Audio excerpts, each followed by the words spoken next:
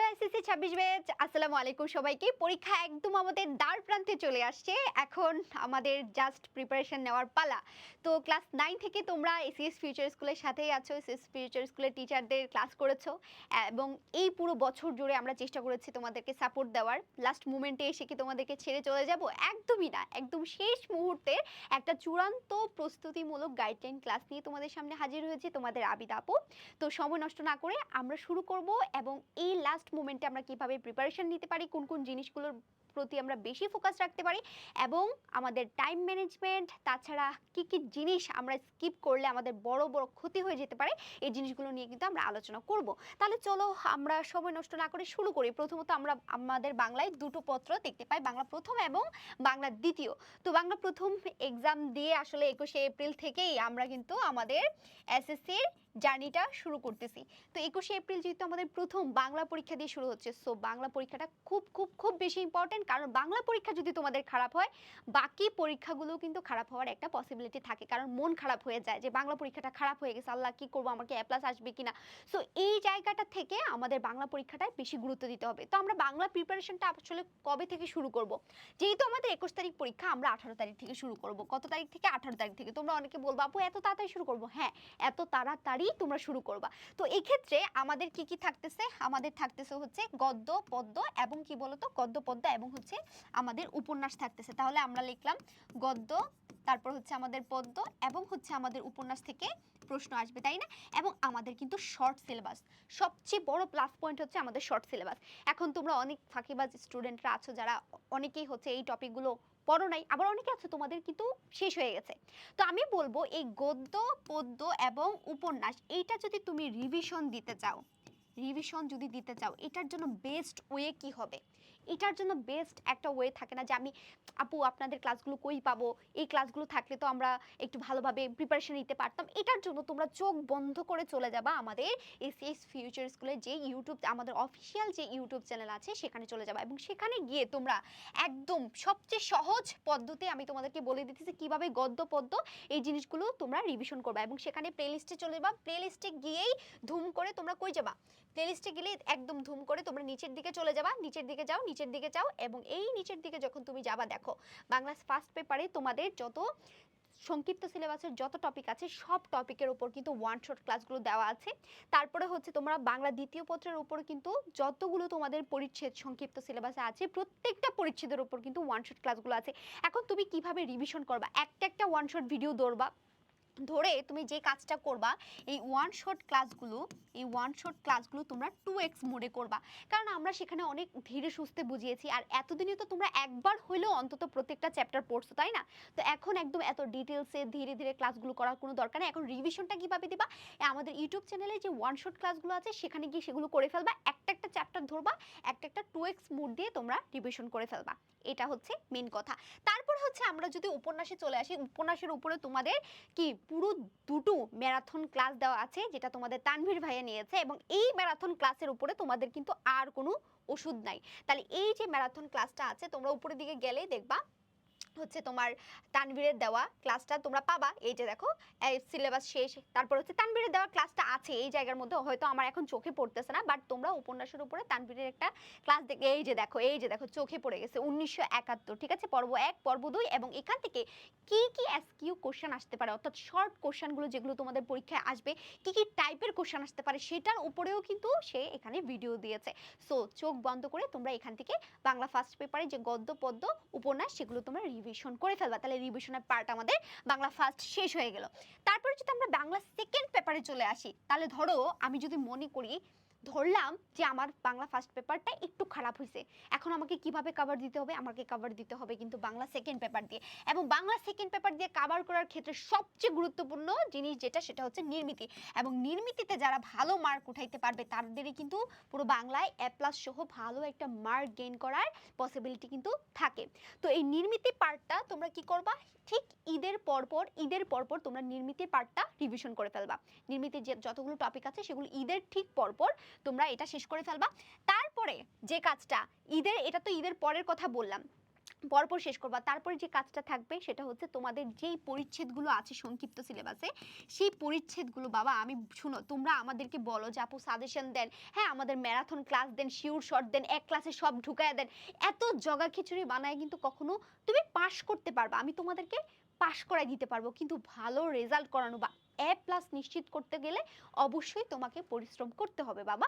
তুমি মানে চিন্তা করতেছো যে তুমি শর্টকাট দিয়ে পার হয়ে যাবা, কিন্তু আরেকটা স্টুডেন্ট তোমার বিপরীতে সে প্রচুর পরিশ্রম করতেছে, প্রত্যেকটা পরিচ্ছেদ ধরে ধরে ও শেষ করতেছে, তাহলে কে ভালো করবে?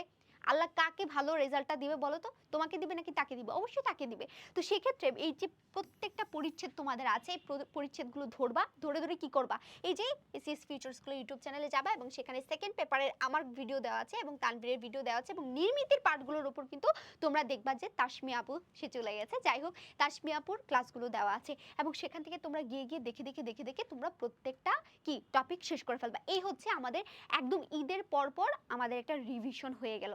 এখন রিভিশন তো হয়ে গেছে, তারপর কাজটা কি? এখন এটার যখন আমি রিভিশন দিলাম, রিভিশন দেওয়ার পর একটা জিনিস তোমরা একটু খেয়াল করবা যে বাংলা ফার্স্ট পেপারের ক্ষেত্রে কিছু ইম্পর্টেন্ট টপিক এবং কিছু লেস ইম্পর্টেন্ট টপিক আছে। সবই ইম্পর্টেন্ট, সবই ইম্পর্টেন্ট, যেহেতু সংক্ষিপ্ত সিলেবাস, এই বছর কিন্তু সরকার চেঞ্জ হয়েছে, কোশ্চেন প্যাটার্ন চেঞ্জ হতে পারে। সো যেহেতু সংক্ষিপ্ত সিলেবাস, যে কোনো পার্ট থেকে তোমাকে কোশ্চেন ধরাই দিতে পারে, কিন্তু যে টপিকগুলোর উপর একটু বেশি গুরুত্ব দিবা, যেটা তুমি একদম শুরুতে শুরু করবা, সেটা হচ্ছে আমি সুন্দর করে দেখা এখানে লিখে দিয়েছি যে ইম্পর্টেন্ট, যে বেশি ইম্পর্টেন্ট টপিকগুলো গদ্যতে তো হচ্ছে শুভা, বই পড়া, শিক্ষা, মনুষ্যত্ব, নিমগাছ, মানুষ, মোহাম্মদ সাল্লাল্লাহু আলাইহি সাল্লাম, এবং পদ্যতে কপুতাক্ষ নদ, উমর ফারুক, সেই দিন এই মাঠ, বৌশেখ, তোমাকে পাওয়ার জন্য স্বাধীনতা। তো তোমাকে পাওয়ার জন্য এই স্বাধীনতা কিন্তু এর আগে তোমাদেরকে আমি টেস্ট পরীক্ষার আগে বলছিলাম এটা বেশি গুরুত্বপূর্ণ না। কারণ কি? কারণ সরকারের উপর, সরকার চেঞ্জের উপর এটা একটু ডিপেন্ড করতেছিল। যেহেতু এখন মুক্তিযুদ্ধটার আসলে যে ইতিহাসটা ছিল সেটা যেহেতু এখন চেঞ্জ হয় নাই বা সেই অনুযায়ী আমরা চলতেছি, তার মানে তোমাকে পাওয়ার জন্য এই স্বাধীনতা থেকে প্রশ্ন আসার পসিবিলিটি আছে। তারপর লেস ইম্পর্টেন্ট মধ্যে আমি দিলাম হচ্ছে প্রত্যপকার, একুশের গল্প, প্রবাস বন্ধু, এগুলো তোমরা লেস ইম্পর্টেন্ট মানে কিন্তু এই না যে তুমি সব বাদ দিয়ে চলে যাবা, এটা তুমি পড়বা, আগে এই টপিকগুলো শেষ করে তারপরে এই টপিকগুলো তোমরা পড়বা। এবং কবিতাতে জীবন বিনিময়, বৃষ্টি, আমি কোনো আগন্তুক নই, এই জিনিসগুলো আমরা ফার্স্ট পেপারের ক্ষেত্রে ভালো করে ধরে ধরে ধরে ধরে আমরা ইউটিউব থেকে আমরা ক্লাসগুলো করে ফেলবো। তারপরে উপন্যাসের ক্ষেত্রে আমি তোমাদেরকে কিছু জিনিস একটু দেখাবো যে উপন্যাসটা অবশ্যই অবশ্যই যদি তোমাদের A+ বা গোল্ডেন পাওয়ার ইচ্ছা যদি থেকে থাকে, যাদের গোল্ডেন বা A+ পাওয়ার ইচ্ছা আছে, অবশ্যই উপন্যাসটা একবার অন্তত তোমাদের রিডিং পড়তে হবে, একবার অন্তত। এই কাজটা যারা এখনো করো নাই, এটা হাতে সময় থাকতে একবার অন্তত আমি তোমাদের রিকোয়েস্ট করব যে তোমাদের যত এসকিউ কোশ্চেনগুলো আছে এগুলো কিন্তু একটু হার্ড হওয়ার পসিবিলিটি আছে, যেহেতু এই বছর থেকে শুরু হচ্ছে, তোমাদের সরকার চেঞ্জ হয়েছে, কোশ্চেন প্যাটার্ন চেঞ্জ হতে পারে। সো এই জায়গাটায় আমাদের উপন্যাসটাতে ভালো করে ফোকাস দিতে হবে, কারণ এখানে 20 নম্বর গাইজ, তোমরা এটা একদমই কিন্তু মিস দিবা না, এখানে 20 নম্বরের কোশ্চেন আসবে। সো আমাদেরকে ভালো করে এটা রিডিং পড়ে ফেলতে হবে। তারপরে আমরা রিডিং পড়ার পর কি করব, এই উপন্যাসটা কিভাবে শেষ করব। তারপরে এই উপন্যাসের মধ্যে একটা উপন্যাস কিন্তু কখনো একটা চরিত্র দিয়ে হয় না, এখানে অনেকগুলো মেজর এজাজ সহ এখানে অনেকগুলো চরিত্র, প্রায় তোমার 10-12টার মতো চরিত্র আছে। এই চরিত্রগুলোর কাজ কি, তারা কিভাবে পরিচিতি পাইছে এবং তাদের শেষ পরিণতি কি হয়েছে, যেহেতু এটা একটা মুক্তিযুদ্ধ ভিত্তিক হচ্ছে তোমার উপন্যাস, তাদের শেষ পরিণতিগুলো কি হয়েছিল এটা তোমাদেরকে পরিণতি এটা তোমাকে জানা থাকতে হবে। তারপরে যেটা গুরুত্বপূর্ণ কিছু লাইন আছে, কার কি পরিণতি হয়েছিল, কেন এই উক্তিগুলো করেছিল, এই যে গুরুত্বপূর্ণ লাইনগুলোর ব্যাখ্যা তোমাকে জানা থাকতে হবে। এগুলো কিভাবে পড়বা তোমরা, এই যে তোমাদের তানভীর ভাইয়ার যে হচ্ছে একটু আগে আমরা হচ্ছে তার শিওর শট ওয়ান শট আমরা ক্লাসগুলো দেখলাম, এই তানভীরের যে ক্লাসটা দেওয়া আছে, এই ক্লাস তোমরা তানভীর ভাইয়ের ক্লাস করলে কিন্তু এটা এনাফ তোমাদের উপন্যাসের জন্য, কারণ ওখানে ও প্রত্যেকটা চরিত্র বিশ্লেষণ করে দিছে, কিভাবে এসকিউ কোশ্চেন আসবে সব কিছু বলে দিছে, সব কিছু রেডিমেড তোমরা কিন্তু এসিএস ফিউচার স্কুল ইউটিউব চ্যানেলের মধ্যে পেয়ে যাচ্ছ। তারপরে তোমাদের কাজ কি, তোমাদের তো এখন মোটামুটি আমাদের রিভিশন পার্টটা আপু শেষ হয়ে গেল, তাহলে আমাদের রিভিশন পার্ট শেষ। এখন আমাদেরকে যেটা করতে হবে, যেহেতু প্রথম পরীক্ষা কি আমাদের বাংলা, আমাদেরকে কি করতে হবে, আমাদেরকে লেখার কি বলতো স্পিড বাড়ানো, লেখার স্পিড বাড়ানো। এই কাজটা প্রথম দিন লিখতে গেলে আমাদের খাতা চেক করা, তারপর হচ্ছে এভরিথিং ইনফরমেশন যখন চেক করতে থাকে আমাদের ওখানে কিছু সময় নষ্ট হয়, তারপর আমরা প্রথম পরীক্ষায় একটু ঘাবড়ে যাই, আমাদের প্রেশার একটু লো হয়ে যায়। সো এই জায়গাটার মধ্যে আমাদের লেখার স্পিড কমে যাওয়াটা এটা খুবই স্বাভাবিক একটা ব্যাপার, কিন্তু এই জায়গায় তোমরা যদি এই জায়গায় কোনো প্রবলেম ফেস করতে না চাও, প্রত্যেক দিন অন্তত রেগুলার, আমি তোমাদেরকে বলবো রেগুলার অন্তত যতদিন বাকি আছে একটা করে সৃজনশীল অন্তত কি বলতো একটা করে সৃজনশীল অন্তত তোমরা টাইম ধরে ধরে তোমরা 20 মিনিটের মধ্যে, কত মিনিট, 20 মিনিটের মধ্যে তোমাকে কিন্তু লিখে প্র্যাকটিস করতে হবে। যদি এটা না করো, বাংলা এ প্লাস পাওয়াটা এত ইজি না। আমি তোমাদেরকে আবারও বলতেছি, বাংলা এবং ইংরেজিতে কিন্তু আমাদের শিক্ষার্থীরা সবচেয়ে বেশি এ প্লাস মিস করে ফেলে। সো আমরা যখন আমাদের রিভিশনটা শেষ করে ফেলবো, তারপরে যে কাজটা হবে রেগুলার, অন্তত রেগুলার একটা করে আমরা 20 মিনিট ধরে ধরে আমরা সৃজনশীল প্রশ্নগুলো কি করব বলো তো, লিখবো। লিখে আমরা প্র্যাকটিস করব। তারপরে লাস্ট মোমেন্টে গিয়ে আমার তো প্রিপারেশন হয়ে গেছে, আমি রিভিশন দিয়ে ফেলছি, তারপর আমি প্র্যাকটিস করলাম। এখন আমি কি করব, আমরা যখন ইউটিউব থেকে তোমরা দেখবা, আমি হচ্ছে তোমাদের শিওর শর্ট ক্লাস নিয়েছি, যে তোমাদের কবিতার উপর যে শিওর শর্ট আপুর ক্লাসটা আছে, এটা প্রায় 1.5 লাখের উপরে প্রায় হচ্ছে ভিউ হয়েছে। তো তোমরা এই শিওর শর্ট ক্লাসটা যদি আপুর বাংলার যে শিওর শর্ট ক্লাসটা আছে সেটা যদি তোমরা দেখো, তাইলে বুঝতে পারবা যে কিভাবে তোমরা এই জায়গায়, আচ্ছা যাই হোক, তোমরা সেখানে গেলেই বুঝতে পারবা যে তোমাদের কবিতা থেকে কিভাবে এমসিকিউ প্রশ্নগুলো আসে, এবং কবিতার এমসিকিউগুলো কিন্তু আমাদের জন্য একটু বেশি কঠিন লাগে, তাই না? এবং কবিতার সিকিউ অ্যান্সার করতেও কিন্তু আমাদের একটু কঠিন লাগে। তো এখানে এমসিকিউর একটা শিওর শট তোমরা এই জায়গার মধ্যে আসলে পেয়ে যাবা। এমসিকিউর একটা শিওর শট আমার এই জায়গায় তোমরা পেয়ে যাবা। তো এই এমসিকিউর যে শিওর শট আছে প্রায় 1.5 লাখের উপর ভিউ, এটা করলে তোমাদের বা কবিতার কোনো এমসিকিউর কোনো ধরনের প্রবলেম হবে না। তো এই যে ভিডিওগুলো আমরা দিচ্ছি, তোমরা অনেকেই যখন ভিডিও দেখো তখন কিন্তু দেখলে মনে হয় যে আপু সব তো পারি, কিন্তু পরীক্ষার হলে গিয়ে তোমরা দেখবা যে সহজ কোশ্চেনগুলো তোমরা ভুল করে চলে আসতেছো। এটা হওয়ার কারণটা কি? এটা হওয়ার কারণ হচ্ছে একটাই, সে কারণটা হচ্ছে তোমরা নিজেরা পরীক্ষা না দেওয়া, নিজেকে যাচাই না করা, এবং বেশি বেশি এমসিকিউ এক্সাম না দেওয়া। তো এখন তোমাদের ক্ষেত্রে আমার যে রিকোয়েস্টটা থাকবে, একদম লাস্ট মোমেন্টে গিয়ে তোমাদের গাইড বইয়ের মধ্যে তোমরা দেখবা কিছু এমসিকিউর হচ্ছে কোশ্চেন দেওয়া থাকে, যেখানে তুমি প্রত্যেকটা চ্যাপ্টারের পরে তোমরা হচ্ছে টেস্ট পেপারে বা গাইডের মধ্যে তোমরা দেখবা যে কিছু এমসিকিউ কি কোশ্চেন দেওয়া থাকে, 30টা এমসিকিউ দেওয়া থাকে, এবং সেটা তুমি একদম সময় ধরে একদম এগুলো প্র্যাকটিস করবা। একদম নিজের মতো উত্তরমালা না দেখে তুমি নিজের মতো করে কি করবা, পরীক্ষাগুলো দিবা, নিজের মতো করে তুমি দাগাবা। দাগানোর পর তুমি মিলিয়ে দেখবা, প্রথমে হয়তো তোমার 16টা হবে, তারপরে দেখবা তোমার 18টা হইতেছে, তারপরে দেখবা তোমার 22টা হইতেছে, তারপরে দেখবা তোমার 26টা হচ্ছে, কখনো 28টাও হয়ে যাচ্ছে।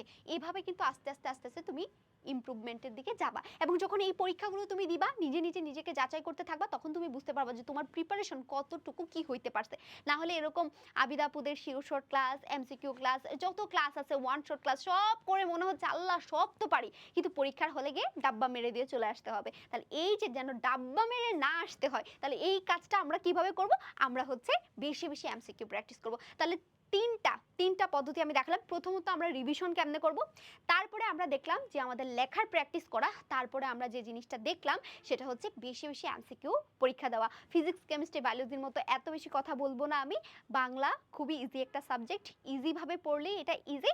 সো প্রথম পরীক্ষাটা যেন একদম ধামাকা হয়, এবং পরীক্ষার শেষের জন্য এসে তোমরা বলতে পারো আবিদাপু একদম ফাটায় আমরা পরীক্ষা দিছি। ইনশাল্লাহ সেই অপেক্ষায় থাকবো। সো সবাই ভালো থাকো, সুস্থ থাকো, এবং এইভাবেই প্রিপারেশন নেওয়া শুরু করে দাও।